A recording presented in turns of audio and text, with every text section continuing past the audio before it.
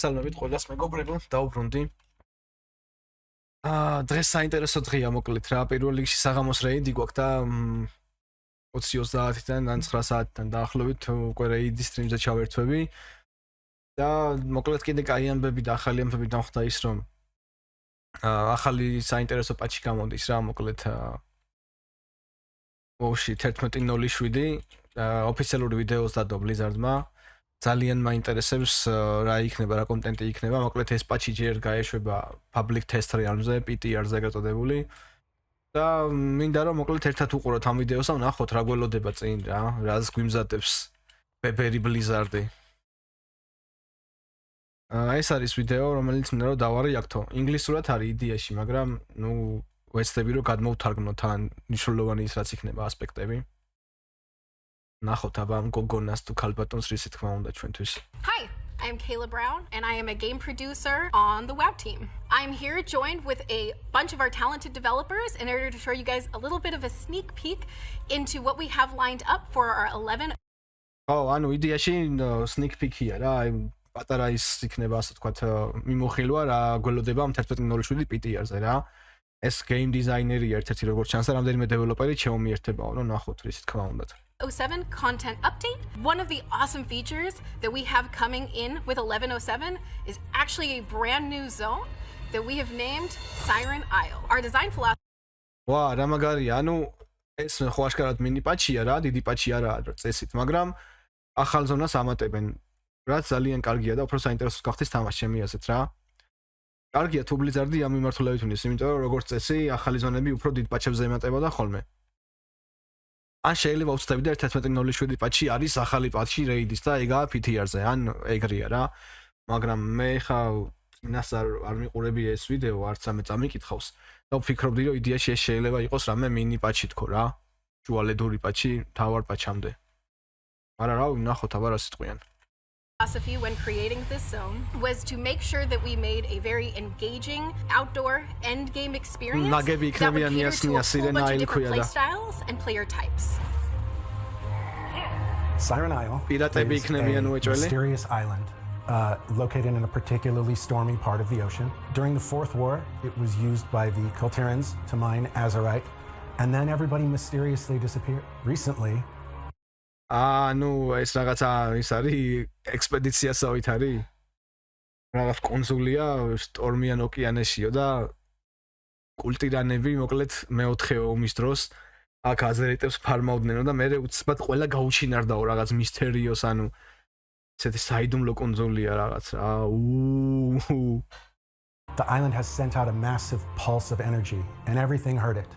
And your allies are mounting an expedition to this island to find out what happened and მოკლედ ექსპედიცია იქნება რა, უნდა მივიდეთ და ეს კონსოლი გადავარჩინოთ ალბათ რაღაცა ბოროტებისგან. Investigate. Players arrive in Dornegal to meet up with the goblin Skagit, which is Gazlo's assistant. And we find that the Earthen and the Arathi have already made it to the island, so naturally Skagit's ready to go. He's like, get on the Zeppelin, let's go, it's time for adventure. So what's fun about the Siren Isle is when players arrive, we see signs that Kulturans have been here before, but there seems to be nobody around, which is really interesting. We see all these buildings and structures, but by the time the expedition gets there, it's empty. It's one of those fun little mysteries, we hope. So on this island, players are going to have a wealth of enemies to encounter. We actually have 3 separate groups. So we have the Bloodwake Frykul, we have the Naga, and then we have a bunch of pirates. So these groups will be rotating around on the island, so players won't encounter the same group week to week. Also, players will encounter a large crystal in the center of the island that seems to sing gently or calm, which has attracted the attention of both the Arathi and the Earthen. So our friends on the island, they're all here for different reasons, which is really exciting.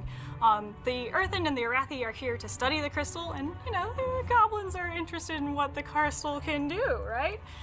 And so they're a really fun cast of people to have because they're so different. But it's also fun to have them all together here because their differences actually might be more complementary than we think.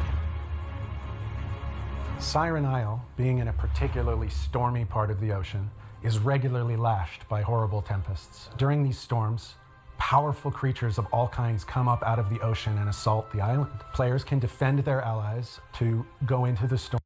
ანუ ოკეანის შუა გულშიაო და რაღაც ისეთი საშინელი არსებებიო სტორმის დროს გამოაჩენენ ხოლმე საუის თავსა. რა ხდება მამა? რა მაგარია. ვიდეოს უყურებ მაგ. In order to do this, their allies have provided them with vehicles and weapons and other tools that they can use to take on these much more powerful enemies. There's all these crazy powerful enemies that show up. ანუ რაღაც გობლინების ტექნოლოგიას გამოვიყენებთ, რომ for example, my favorite მარცხოთ ეს მონსტრები რა, ბომბებს და რაღაც ტანკებს და იმებს. And just have the bomb run up to it and explode. There's 3 caves on the island that are sealed up. Each of these caves has a deadly enemy inside. Players will be able to chip in and you can donate to their excavations. Each of the factions, the Earthen, the Goblin, and the Arathi have a different cave on the island and players can donate to იმედი ამათი რეპუტაცია არ არის ახლა საფარმი. We got a tunnel to blast open. რენაუნი. Circe Circlet is a mysterious ring that once belonged to a mythical legendary sire named Circe. It's a very powerful item that'll give you an edge, especially on the Siren Isle.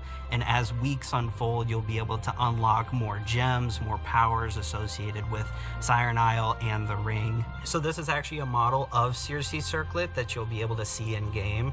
One of our artists, Brittany Reinhardt, was able to throw it together, and you can see like even in game. ეს რამე ლეგენდარი რინგის პონჩი ხო არ იქნება, რომელიც მე უნდა გააძლიერო პაჩის განმავლობაში და ექსპანსიის განმავლობაში. A lot of different pieces of content using this ring. It'll be fairly strong and it'll have 3 different sockets. Each one is a different type, and you'll be able to collect a myriad of different gems that fit into these sockets, all of which do. საინტერესოა ეს ითემი რო ემატება. საინტერესოა რა დანიშნულება იქნება. ანუ რაღაც ეგეთი სიტყვა წამოწდა რომ ამ კონსოლზე ძლიერი იქნებაო რა და რაღაც კონტენტთან დაკავშირებული სხვა რა ბეჭედი რომელიც რაღაც შეზღუდვებით მუშაობს რა. აი როგორც ახლა მაგალითად იტემები რომ მარტო PvP-შია და რაღაც მოხდებით რა.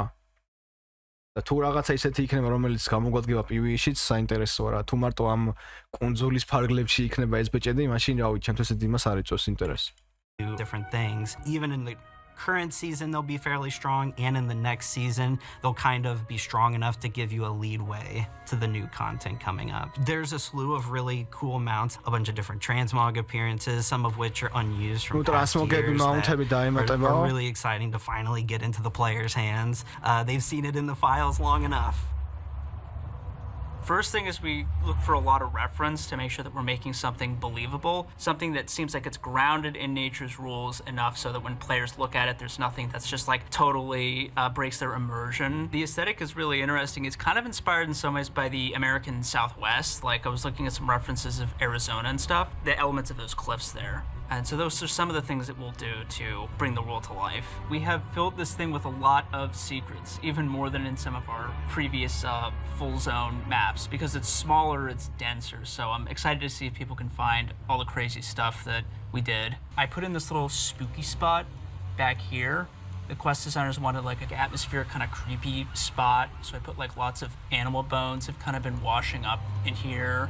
Another thing that's cool too is all these little like caves and micros that we added in. Each one kind of has its own crazy theme. Like over here, they'll spawn in this like crazy dragon that's gonna get spawned in from all these bones that have been collected and stuff. So that's kind of like the pinnacle of this like little creepy pocket over here. This used to be like an azurite mine over here in the center. So there's like elements of what happened, and there's also this really cool stuff that was put up in the ridges of the mountains. And one of the things I helped out with doing was like making a lot of this space playable. So instead of just being limited to a flat 2D plane, we can put stuff on top of that 2D plane, and then you get new gameplay experiences, new vantage points, like this big mine track that goes above everything. We definitely do a lot of play testing and soup testing amongst ourselves, and that really helps too. I'm not just kind of designing stuff in my corner that will like get people to actually run through it, and I'll get opinions from people who haven't been building it to see like where do they get lost, where are the pain points here. And that's a process we don't just go through for this, we go through it for all the spaces we design in our game. And again, we'll also look back at previous examples of what did players like from previous zones, what did they not like. We try to learn from our past mistakes and learn from our past. ანუ ეხლა ეს საწიძახის ეს ძალიან მნიშვნელოვანია რა. დიდწილად ბლიზარდი ამას არ შვება ხოლმე. მაგრამ რაღაც ეგეთი პოზიციონირება აქვს, რომ ვითომ მოთამაშეებს უსმენთო და წინა გამოცდილებიდანო რაც ვიცითო რომ მოთამაშეებს, აი თქვა რუკის დიზაინისას ხო, რაღაცა მეფის დიზაინისას მოთამაშეებს რაც მოეწონათ, გვინდა რომ ანუ ის ავიღოთო და რაღაც სახეცვლილი მოკლედ ის დავამატოთ ახალ კონტენტშიო რა. ნუ რაღაც ცელებები შეიძლება არის მართალია, ეხა ნუ ვერ დაუკარგავ Blizzard-ს მაგას, მაგრამ ანუ არს ვერ ხვდებიან ჩემი აზრით რა. ანუ მნიშვნელოვან რაღაცებზე არ უსმენენ, ანუ რუკის დიზაინი ეხლა სად რომელი მთა იქნება და სად რახე იდგება და იქ მურლოკი დადგება თუ ოგრი თუ რაღაცა ვრიკული. ამას იმხელა მნიშვნელობა არ აქვს ჩემი აზრით.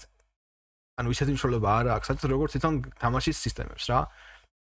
და სადაც თამაშის სისტემებზეა საუბარი, რომ მოთამაშეებს კომფორტი ქონდეს, ანუ უფრო მეტად გათვლილი იყოს, ასე ვთქვათ, დროის ეფექტურად გამოყენებაზე არ იყოს დამალული თუნდაც აითემები, არ იყოს დამალული თუნდაც მანი და პროგრესი დროის უკან time gate რაც არის რა, ეგეთი კონტენტი.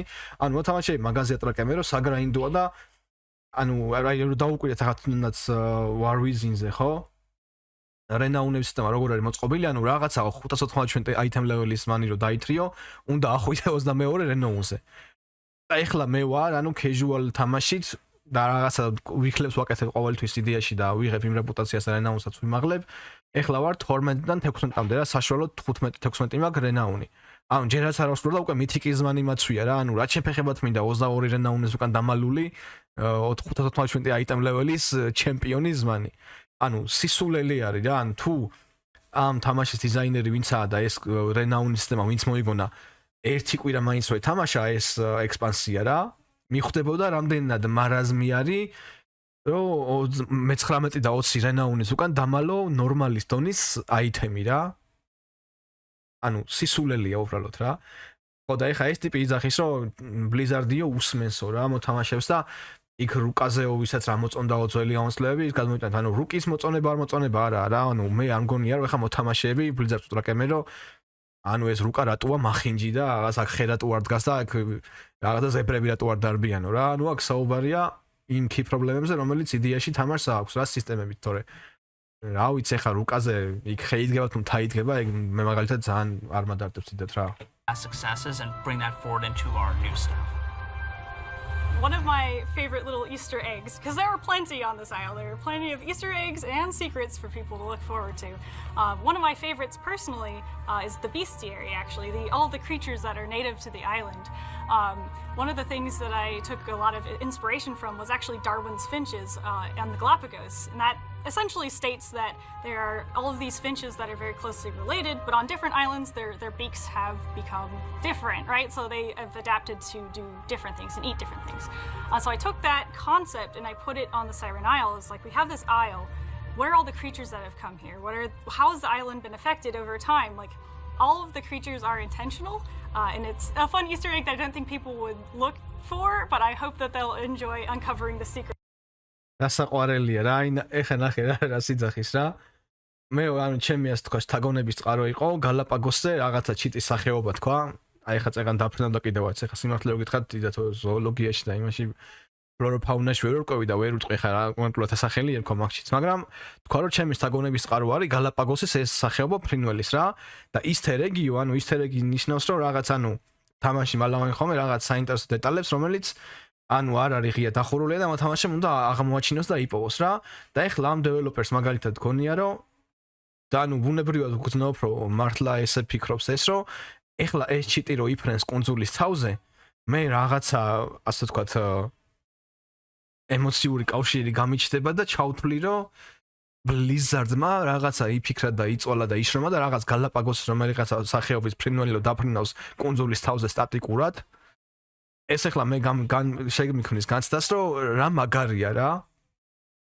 ხო და სინამდვილეში რა ვიცი, მე არ მიჩენს მაგ განცდას რა, თუ ვინმე მოთამაშეს უჩენს რა ვიცი, ბაზარია რა. ალბათ ეგეთ მოთამაშეებიც იარსებებენ, ვინც ეგეთ დეტალებს აქცევს ყურადღებას რა. მაგრამ ჩემი აზრია რომ ესენი ცოტა სხვა მიმართულებით მიდიან, ანუ მოთამაშეებს რაღაცა სტატიკურად რა დაფრინავს კუნძულის თავზე, ეგ მაგრა კიდიათ რა, ანუ მოთამაშეების უმეტესობა ანუ ასე ვთქვათ world-ში აღარს გადის უკვე რა. აი რავი თუ ეხა ვინმე არ ფარმავს მინინგს და ჰერბალიზმს ანუ გაიხსენეთ ეხა რა ვიცი თუნდაც ეხა ვინ შემოსული ხართ სტრიმზე და მიყურებთ აი დააკომენტარეთ ბოლოს ეხლა ვინ იფრინა რუკებზე ან ვინი არა რუკებზე პროსტა იმის გამო რომ ესთეტიური იმით ხარი დამტკვარი ყავით ვოვით და გენახათ ეხა რა ჩიტები დაფრინავენ იქ და იქ როგორი ხია დარგული და სად როგორი მთაა რა აი ამიტომ ვიძახი ხომ ხშირად ამიფიქსირებია პირად საუბრებში თამაშიც კრიტიკა ბლიძარდისადმი რომ ცოტა რეალობას აცდნენ რა ანუ ესენი რასაც ფიქრობენ ეხლა ეს გოგო იძახის რა ანუ ეხლა იდეაში ეს გოგო არის მუშაობს ბლიძარდში რა ანუ გამოხატავს ბლიძარდის პოლიტიკას და პოზიციას როგორც უდგებენ თამაშის შექმნისას ხო ანუ ეხლა ამ გოგომ ხელფასი აიღო თავის ენერგია და დრო დახარჯა იმაში რომ მოეფიქრებინა რა ჩიტი იფრენს ამ საირენ აილენდის თავზე აი რა ვიცი ახლა მეტი რა უნდა დავაკომენტარო რა ანუ ახლა მართლა მჯერა გულით რომ 99% მოთამაშეები შეიძლება 100% მოთამაშეების მაგას ვერ შეამჩნევდა ახლა ამას რო არ ეთქვა რა დაფრინავს კონსოლის თავზე რა ანუ არ არის ეგ რა ანუ ჩვენ გვაინტერესებს რეიდში რა ხდება გვაინტერესებს მითიკ პლუსში რა ხდება გვაინტერესებს თქვა PvP-ში რა ხდება ხო ანუ რა ჩიტი დაფრინავს ეს არ არის რა ანუ რელევანტური ჩემი აზრით მაგრამ ესენი ამაზე აკეთებენ აქცენტს და რა ვიცი ეს რამდენად ახლოს არის რეალობასთან და მოთამაშეების საჭიროებასთან ეს თავად განსაჯეთ of the history of the Isle through the creatures as well. Thank you all so much for joining us here today. Our team had a blast in creating and bringing to life Siren Isle, and we really hope that you have just as much fun exploring it as the team did in creating it. Wanted to thank you all again, and we really hope to see you all in the Siren Isle. ნუ გასაგებია რა შემაჯამებელი კომენტარა ასეთ რაღაცას გავაკეთებდი ცალსახაა რომ პოზიტიურია ის რომ ბლიზარდი ცდილობს რომ პაჩებს შორის თითო პაჩი დიდი პაჩი არის დაახლოებით 6 თვიანი რაღაც კონტენტი გამოუშვას და ეს პაჩი არ იყოს უინტერესო რა რომ ანუ თქვათ არიან ხო გილდიები რომელიც თვეში ერთ თვეში უბრალოდ პაჩის გამოსვლიდან მოკლავენ ენდგეიმის ბოლოს მითიქზე და მე დაანჩენი 5 თვე თიშავენ subscribes თიშავენ WoW swap-ში და მიდიან იდეაში დაასვენებლად რა მაგრამ არიან მოთამაშეები რომლებიც ერთ თვეში ვერ კლავენ ორ თვეში კლავენ სამ თვეში კლავენ მაგრამ ამათვისაც კი უკვე უინტერესო ხდება ხოლმე WoW-ი რაღაც ხრი და ძალიან კარგი და შესაძლებელია რომ Blizzard-ი ცდილობს რომ მოლაპარაკო რა იყო კარგი ბიჭი ხარ ხო ანუ ძალიან შესაძლებელია რომ Blizzard-ი ცდილობს რომ პაჩებს შორის გამოუშვას საინტერესო კონტენტი, რომელიც მოთამაშეებს მისცემს საშუალებას, რომ რაღაც სხვაზე გადაიტანონ აქცენტი და სხვაზე გაკეთონ აქცენტი. რაც საცახად კარგია, თუმცა მაინც ვფიქრობ, რომ ანუ Blizzard-ის ფოკუსი აცდენილია რეალობას რა, ანუ რასაც ახლა ესენი იძახდნენ, რომ აი ეს იქნება და ეს გავაკეთეთო, მოთამაშეების საჭიროებას ნაკლებად გამოხატავს რა, ეს არის უფრო იდეებისგან დაცლილი, აი ლიზბი რაღაცა კონტენტი იყოს აი ეგეთი პოლიტიკა რაც მე დიდად არ მომწონს რა. არ გისურვებს იყო რაც სამინდოზე მინდოდა რომ მეთქვა. თუმცა კიდე ერთხელ ვიტყვი რომ ნახოთ რა იქნება რეალობაში. მე ხა როგორც მოთამაშე რომელიც დაინტერესებულია PvE კონტენტით თუ ეს კუნძული და ეს პაჩი რაც არის ხო დიდ პაჩებს შორის პაჩი. თუ რამენაირად PvE თამაშის პროგრესში დამეხმარება, გამიხარდება და მივესალმები რა. დანარჩენი ახლა ჩიტები და დაფრინავენ იქ და მაუნტები რა იქნება და გამოქვაბულში რა ისინი იქნებიან აქვე მონსტრები მე კიდათ ეგ არ მაღელოს სიმართლე რო გითხრათ რა